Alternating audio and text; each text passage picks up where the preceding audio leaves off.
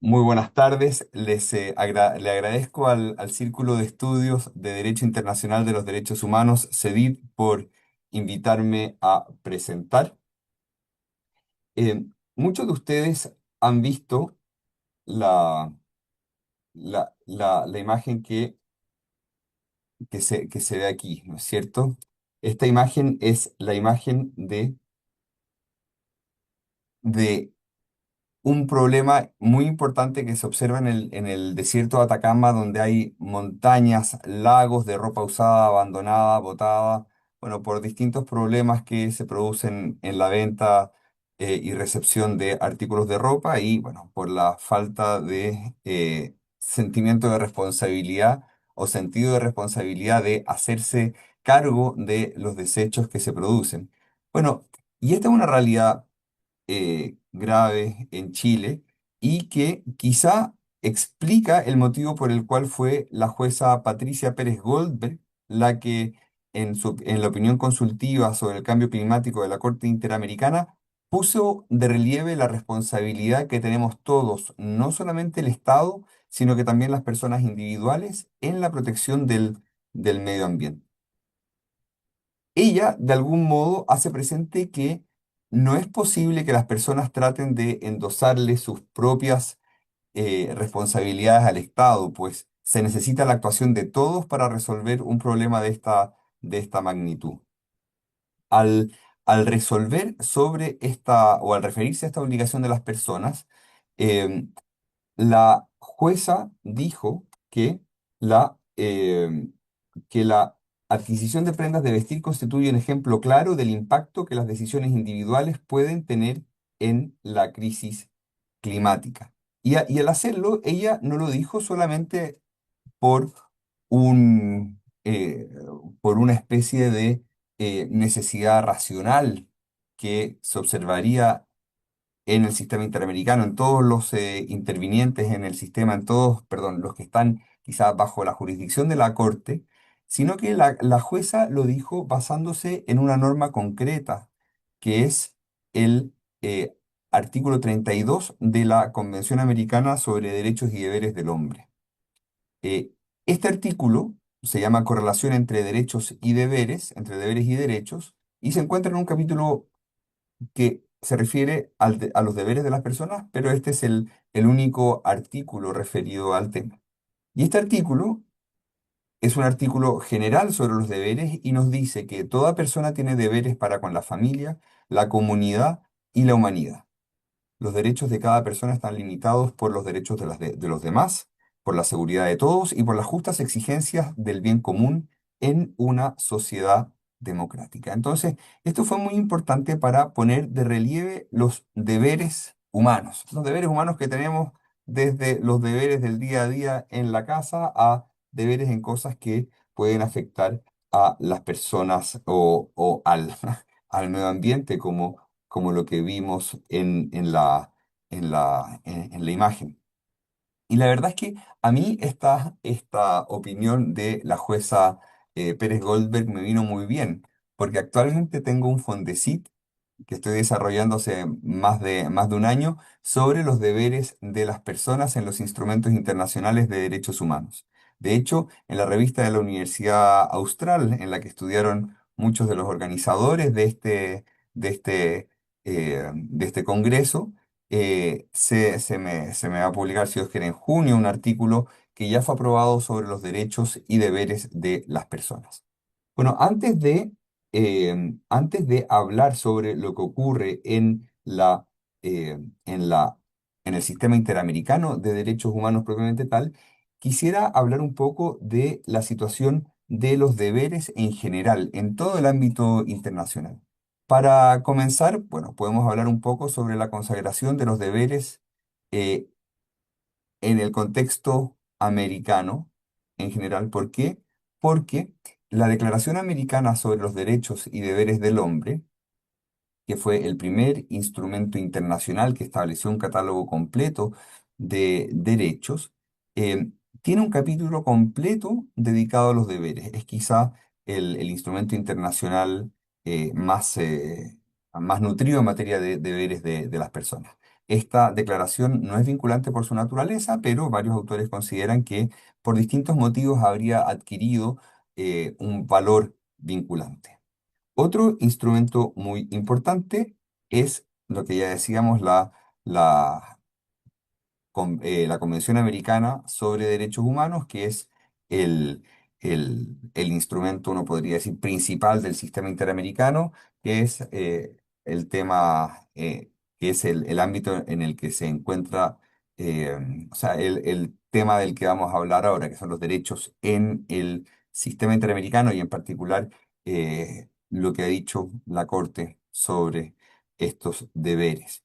También está el sistema africano de derechos humanos y ahí la Carta Africana de Derechos Humanos y de los Pueblos también tiene un capítulo dedicado a los deberes humanos y este capítulo es un poco más extenso que el de la Convención Americana sobre Derechos Humanos porque tiene tres artículos, no solamente uno como el de la Convención Americana sobre Derechos Humanos.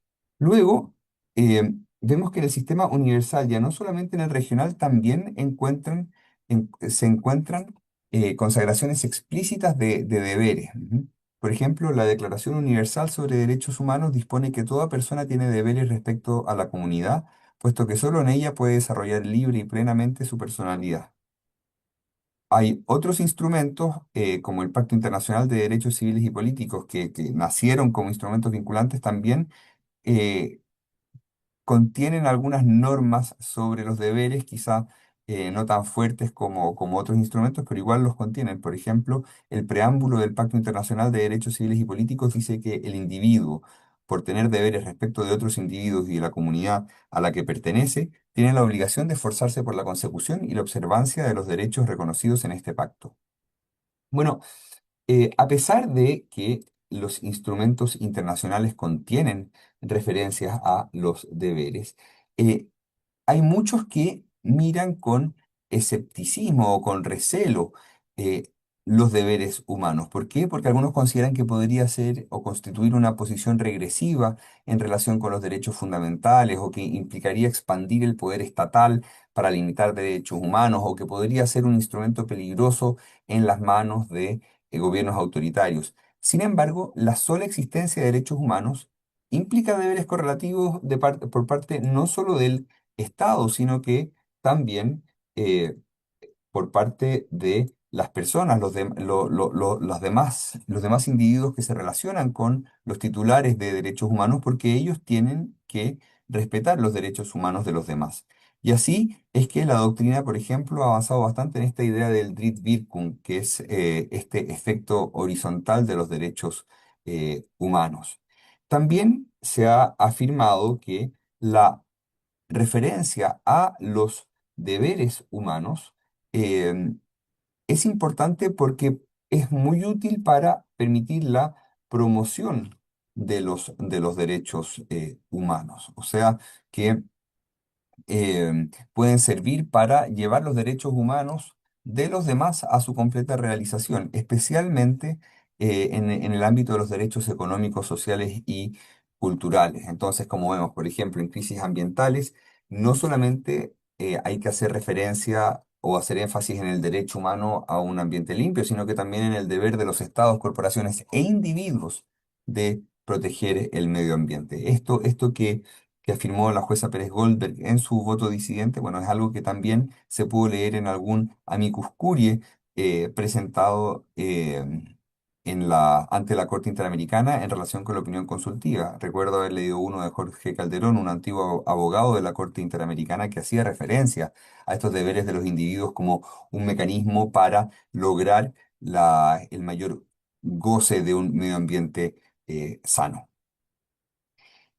Sin embargo, no obstante los posibles recelos que puede haber, el tema es que el texto de los tratados es claro, se refieren a los deberes humanos y entonces no podemos hacer como que si esas palabras o esos artículos no existen. Entonces, y estos deberes humanos van a, por lo menos, servir como, como contexto. Ujú.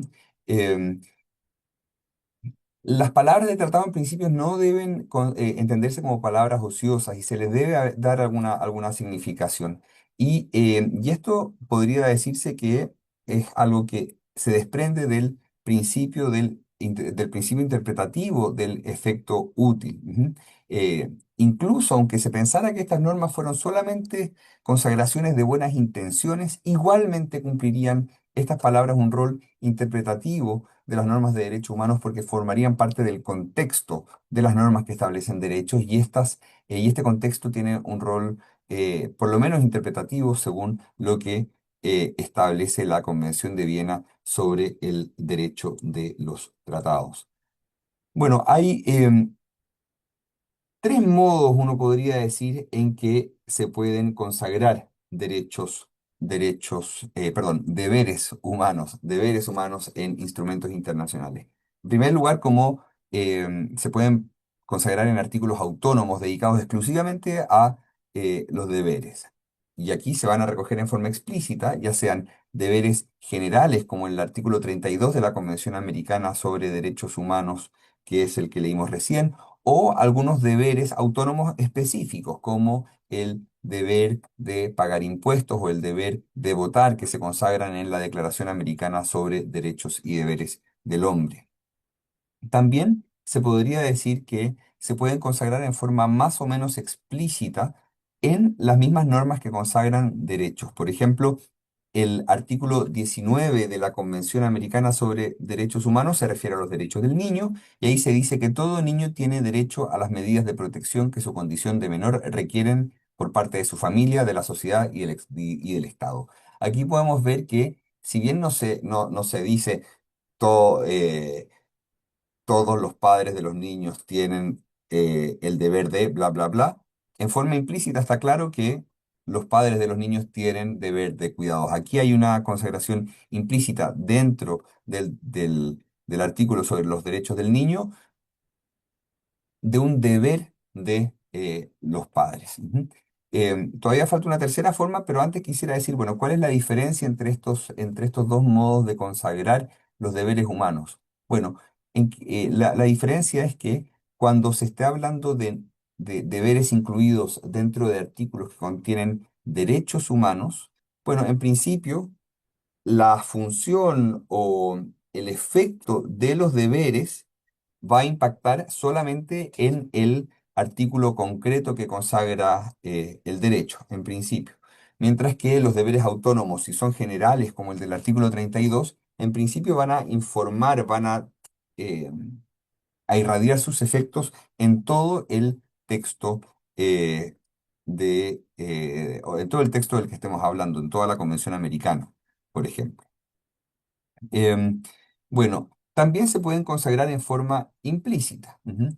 Eh, y todo derecho que sea susceptible de ser violado por particulares, finalmente está consagrando el deber de los demás particulares de respetar ese derecho. Entonces, el derecho a no ser privado de la vida arbitrariamente es un derecho de la persona, pero a la vez es un deber de todos los semejantes de esta persona. Y este efecto, que uno podría decir horizontal, de los derechos humanos, es algo que fue reconocido explícitamente por la Corte Interamericana de Derechos Humanos en la opinión consultiva 18. Si ustedes van a esa opinión consultiva sobre los migrantes, van a ver que en el párrafo 140 se habla incluso de esta doctrina de los deberes, perdón, del efecto horizontal de los derechos humanos. Entonces, vemos que hay tres modos de consagrar estas obligaciones.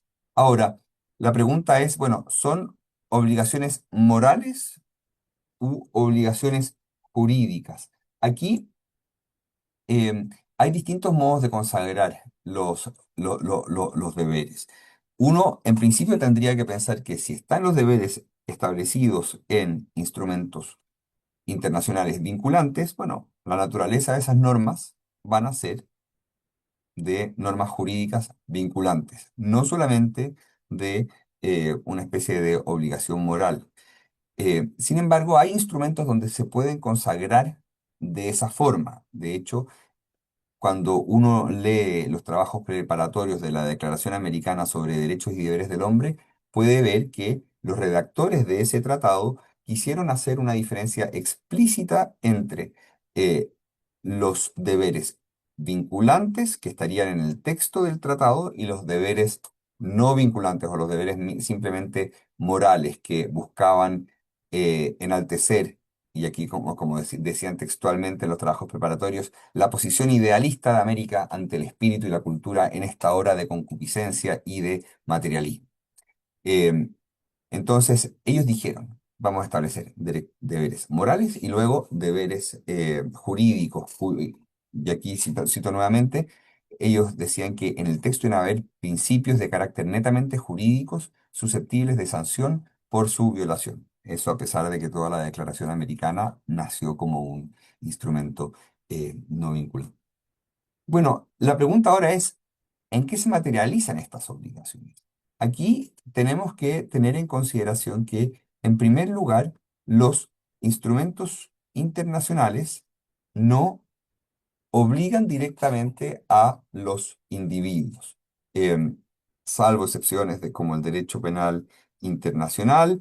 em, para que los individuos se vean obligados por un instrumento internacional, es necesario que medie una ley del Estado que establezca eh, una sanción penal, administrativa, civil, etcétera, para un determinado comportamiento. Entonces, en primer lugar, la existencia de deberes va a obligar ¿a quiénes? A los estados, no a los individuos. Entonces, a pesar de que estemos hablando de deberes humanos, la obligación en primer lugar es para los estados. ¿Y cuáles son estas obligaciones que tienen los estados?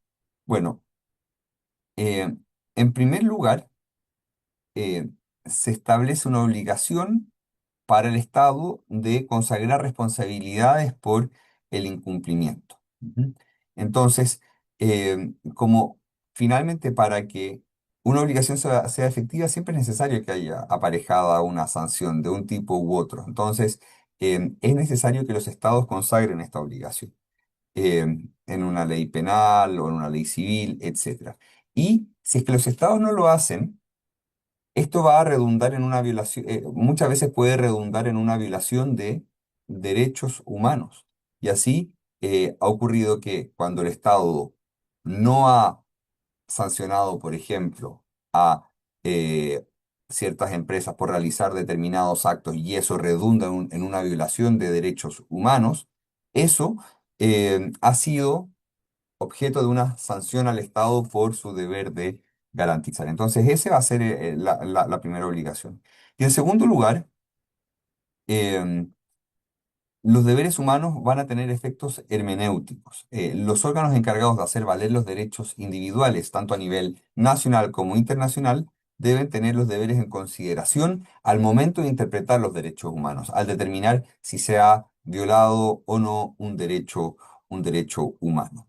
Y esto va a ser muy relevante, por ejemplo, en relación con el caso de, el expresidente Evo Morales de Bolivia, que vamos a mencionar brevemente más adelante. Y eh, a pesar de lo que dijimos de que el primer obligado va a ser el Estado, también tienen impactos en los derechos, en los derechos de las personas o en los titulares de, perdón, o en los titulares de derechos. Ujú.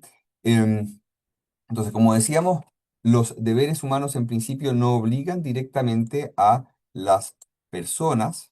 Es necesario que medie una norma nacional. También es importante hacer presente que los deberes humanos no son prerequisitos para tener derechos humanos, ¿ah? Todas las personas, no importa lo que hayan hecho, van a tener derechos humanos. La lectura de ciertos derechos, por supuesto, va a cambiar en relación con las acciones de las personas, y eso se observa claramente, por ejemplo, en que el derecho a la libertad personal puede ser restringido dependiendo de si una persona, por ejemplo, qué sé yo, violó el derecho a la vida de otro. Pero en principio no son prerequisitos para conceder derechos humanos. Em, Sin embargo, em, sí van a ser, perdón, no sin embargo, sino que los deberes humanos van a ser importantes en dos formas. Uno, al momento de interpretar los derechos humanos, ujú, em, y también al ver cuál es el contenido mismo de un derecho. Entonces, em, a ver, quizás esto lo puedo ejemplificar con la norma sobre la libertad de expresión de la Convención Americana de Derechos Humanos, que dice que la libertad de expresión no puede constituir una incitación a la, em, al uso. A ver, por aquí lo tengo anotado, espérenme. em, que queda prohibida la apología del odio que constituye incitación a la violencia. Y eso significa que el derecho a la libertad de expresión no puede ir más allá. Ujú. Entonces, estos deberes específicos terminan definiendo cuál es la extensión, cuál es el contenido del derecho humano. También puede servirnos para interpretar alguna norma, como por ejemplo lo hizo la Corte Interamericana de Derechos Humanos al interpretar la norma sobre la participación política. En la opinión consultiva sobre la reelección presidencial, se analizó el caso de Bolivia, donde el Tribunal Constitucional o el que ejerce la función de Tribunal Constitucional en Bolivia dijo que privar al entonces presidente Evo Morales de la posibilidad de reelegirse vulneraba su derecho a em, a la a la participación política. Sin embargo, la Corte Interamericana dijo em, que había que hacer un estudio de proporcionalidad para conocer si la restricción de la reelección presidencial era adecuada o no. Y entonces ahí lo que se hizo fue ver si es que la restricción de la reelección tenía un fin legítimo. Y la Corte dijo que em, era posible entonces, por lo establecido en el artículo 32, hacer una limitación al derecho a la participación política con la finalidad de limitar la reelección. Entonces, esto lo hizo también como una forma de defensa de la democracia. Y en ese sentido también es interesante notar que también en el ámbito de la democracia, la Corte Interamericana se refirió a un deber. O sea, la Corte Interamericana incluso extrajo a partir de normas de la Convención Americana de Derechos Humanos un deber implícito, cosa que es bien curioso, en el caso López Lone versus Honduras, donde la Corte dijo de la Convención Americana se desprende que existe un deber de defender la democracia. Entonces, esto nos sirve como para ver más o menos cuáles son las utilidades que podrían tener los deberes humanos que están consagrados en los instrumentos internacionales, en particular esto lo hicimos mencionando algunas aplicaciones concretas que ha hecho la Corte Interamericana, pero no es el único tribunal que se ha referido a los deberes, también lo ha hecho el Tribunal Europeo de Derechos Humanos. Pero el tema es que es interesante y quizá como conclusión pensar que los deberes humanos consagrados en instrumentos internacionales no pueden ser palabras ociosas, hay que investigar, hay que reflexionar sobre cuáles son sus finalidades. Em, y quizá dejando un poco de lado los recelos que puedan haber, que legítimamente puedan haber sobre el tema de los deberes, pero finalmente a los aplicadores del derecho les interesa también ver cuál es el contenido del derecho y darle una aplicación práctica. Ujú. Y este es un tema en el que falta mucho por estudiar, porque por supuesto que siempre se ha escrito mucho sobre los derechos, pero no sobre los deberes. Perdón, ahora ya que termino, les pido perdón por haberme extendido unos minutos más que los que se me habían asignado, pero aquí tuve problemas. Ustedes no me veían, pero aquí yo tenía problemas con la pantalla, a dónde tenía que mirar, dónde podía leer, así que perdónenme por esta dificultad que tuve aquí. Y muchas gracias por la paciencia. Muchas gracias a usted por su presentación. Entonces, ahora daremos inicio a la sección de preguntas y respuestas. Como tenemos más tiempo, voy a ir una a una para que usted pueda irlas respondiendo de a poco. La primera dice, en su opinión, ¿cómo podría el sistema interamericano integrar los deberes humanos sin caer en la tentación de moralizar a la ciudadanía? ¿Cuál sería el límite entre un deber jurídico y una expectativa social o ética? Esta es la primera pregunta. Eh, esperen, ¿está escrita aquí o no? No. No, son las de YouTube. Ah, ya, perdón, perdón. Se la puedo dejar escrita de todas maneras si es más cómodo. Fantástico, fantástico. ¿Cómo podría la Corte Interamericana aplicar los deberes sin caer en una especie de campaña de moralizar, por decirlo así? En el chat Em, se la envío. ah, ahí me la A envió. través del chat se la envío, sí. Ya, muchas gracias. Del chat de aquí. Ya. Bueno, yo pensaba que estaba viendo el chat. Ahí está, ahí me llegó. Ya. Em, bueno, em, en realidad, aquí hay un tema que es muy de fondo en la pregunta que me están haciendo, que es qué pasa con la moral. Finalmente, la moral está en todo el derecho. El derecho parte de la base de la moral. Ujú. Eh, todo el concepto de derechos humanos se basa sobre el tema de qué es lo correcto y qué es lo incorrecto. Ujú. Entonces, es imposible separar el derecho de la moral. Eh, si se ven algunas normas en general de derechos humanos, uno dice, bueno, aquí estamos hablando de moral pura y dura. Esta de que los niños tienen derecho a que la sociedad, la familia los proteja. Esas son normas de moral. Entonces, el tema finalmente en el derecho es la distinción entre qué normas de moral hay que aplicar jurídicamente y qué normas de moral no hay que aplicar, no hay que aplicar jurídicamente. Muchas veces esto viene por una visión práctica. Entonces uno dice, bueno, todas las personas debieran respetar a las demás, pero ¿es posible poner esa obligación de respeto como una norma jurídicamente exigible o no? Entonces ahí muchas veces se dice, bueno, a veces lo ponen en los preámbulos, pero no los ponen como normas obligatorias. ¿Por qué? Porque dicen, bueno, es que esto sería imposible de tratar de hacer cumplir. Entonces lo que se hace es decir, bueno, vamos a establecer como derechos o como obligaciones solamente las cosas más como relevantes. Entonces, por eso se dice, bueno, no hay que matar a la otra persona, no hay que lesionar la integridad física de las otras personas, etcétera. Y algo parecido pasa con los deberes. Entonces, los deberes de la Declaración Americana sobre Derechos y Deberes del Hombre, bueno, hay algunos que sí son difíciles de ejecutar. Ujú. Y en ese sentido uno podría decir, quizá tienen un contenido un poco más moral que de otra naturaleza. Pero hay otros deberes eh, que son tradicionales, por decirlo así, como obligaciones que imponen los estados. Por ejemplo, em, el, el- el deber de pagar impuestos o el deber de votar. Son dos acciones bien concretas.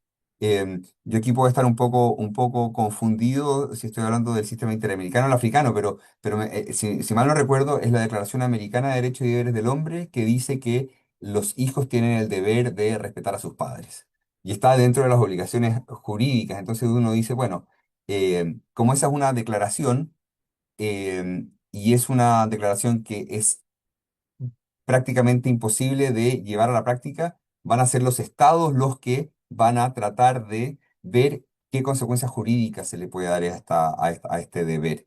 Por ejemplo, van a decir, tiene que existir el deber de alimentos, es decir, que los hijos que fueron ayudados por sus padres durante su niñez ayuden a sus padres en la vejez. Entonces, eso puede ser una obligación jurídica.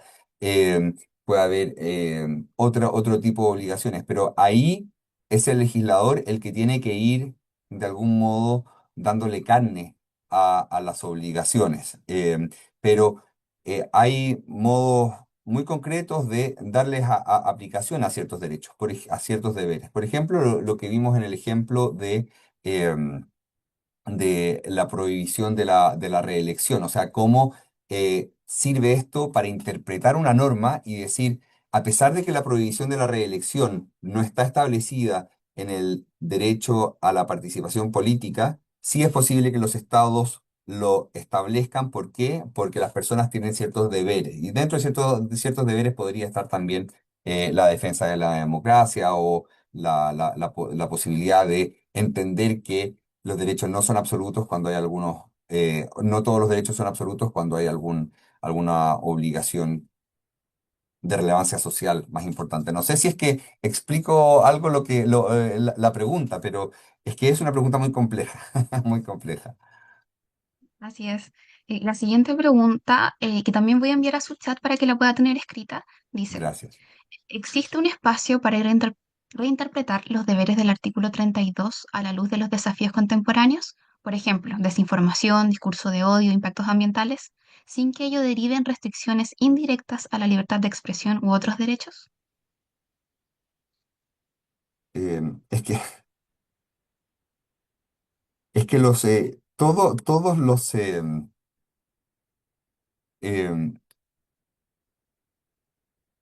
el modo de enfrentar desafíos en general conlleva una cierta relación con derechos. Ujú.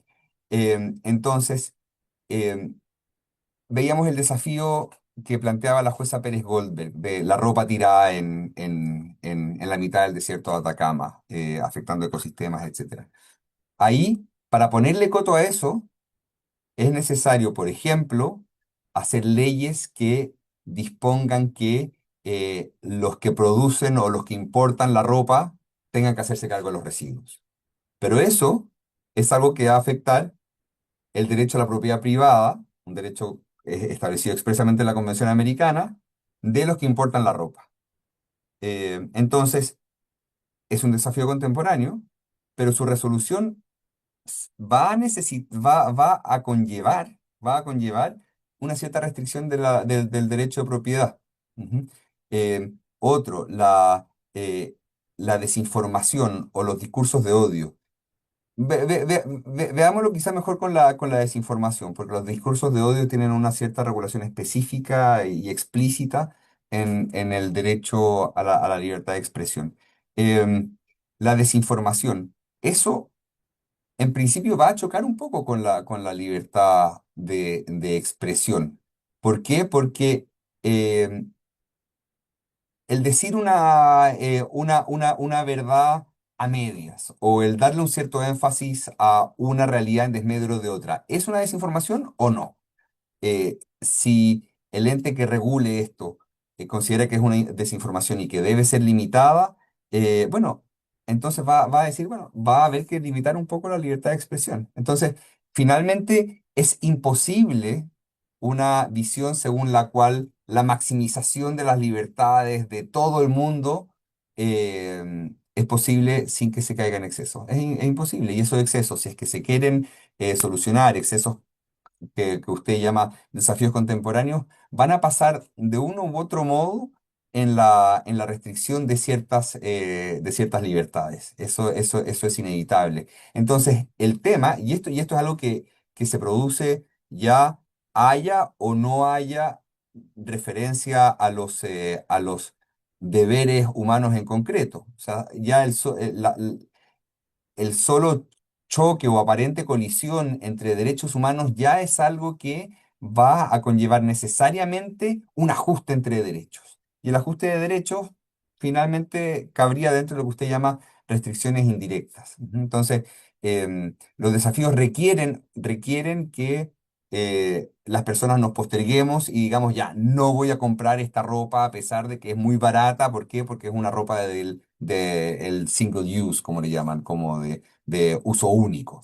Y hay que aceptar que se nos restrinja un poco en pos de este bien mayor que sería este desafío contemporáneo de proteger el medio ambiente, por ejemplo. Muchas gracias por su respuesta. La última pregunta dice, desde una perspectiva histórica, los deberes humanos en la CAT aparecen como un eco de la Declaración Americana de 1948, que sí enfatiza deberes cívicos. ¿Cree usted que el artículo 32 mantiene hoy un valor normativo autónomo o es más bien un recordatorio ético-político sin efectos jurídicos vinculantes? Em, yo creo que eso es una norma que al estar en un tratado internacional no puede ser leída como una decoración. Ujú. Em, en general, los instrumentos internacionales, cuando establecen ciertas normas, distinguen entre las normas que van en el preámbulo, las normas que están en el texto del tratado. Las normas que están en el texto del tratado tienen que tener un efecto útil. Entonces, entre una interpretación que le dé un efecto y una interpretación que no le dé un efecto a una misma norma, el principio del efecto útil nos dice hay que darles efecto. La pregunta, pero eso no es incompatible con lo que usted dice, que es un eco de la Declaración Americana del 48. Efectivamente, es un eco de la Declaración Americana del 48. Em, pero ese eco es un eco normativo y que tiene que tener cierto correlato eh, vinculante, por decirlo así. Y el tema es que, como se han estudiado tanto los derechos y no se han estudiado los deberes, entonces es necesario estudiar y ver, bueno, cuál puede ser ese correlato. Y esto hay que hacerlo a la luz de los principios básicos del instrumento en el que se encuentra, que es un instrumento jurídico internacional. Entonces uno va a decir, bueno, como es un tratado internacional, em, un principio fundamental es que los tratados internacionales no obligan directamente a las personas.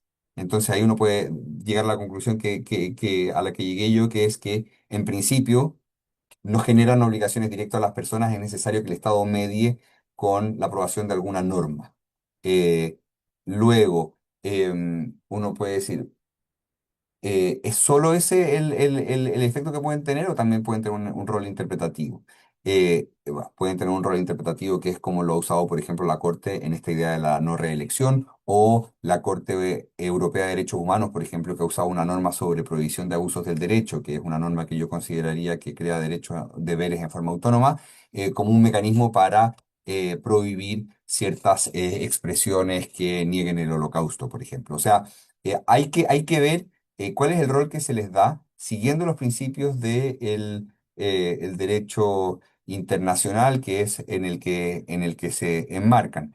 Em, y en general, como le digo, los recordatorios éticos están en los preámbulos. Como está esto en el tratado mismo, hay que ver qué rol se les da. Pero el rol que se les dé tiene que ser un rol que sea compatible con los derechos humanos. O sea, no se puede usar esa norma como una especie de comodín para sacar todos los deberes que uno quiera, como a veces se usan algunas normas de derecho internacional, o sea, se mal usan algunas normas. Aquí lo que habría que hacer es que el órgano encargado de interpretar tiene que ser riguroso y ver, bueno, qué efecto se le puede dar sin vulnerar ni los principios propios del derecho internacional, ni borrar con el codo de los deberes lo que se escribió con la mano en la parte de los derechos. No sé si es que con esta respuesta explico más o menos o respondo a las preguntas que me hacen. Muchas gracias. Esas serían las preguntas que tenemos hasta el momento. Entonces, para ir dando fin a este bloque, quisiera darle un minuto para que cierre alguna idea que haya quedado pendiente o bien se despida del público. No, solamente, ¿cómo se llama?